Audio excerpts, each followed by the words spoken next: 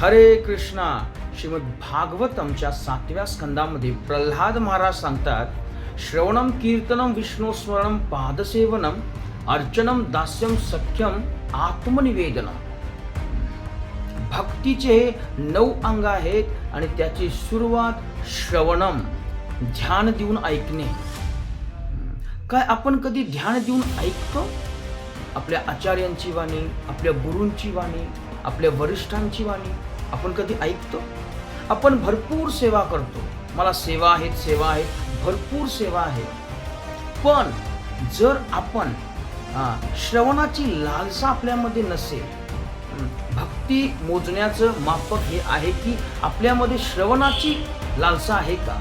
जर श्रवणाची लालसा आपल्यामध्ये वृद्धिंगत होत नसेल तर whatever we are doing, जे काय आपण करत आहोत, श्रम एवही केवलम.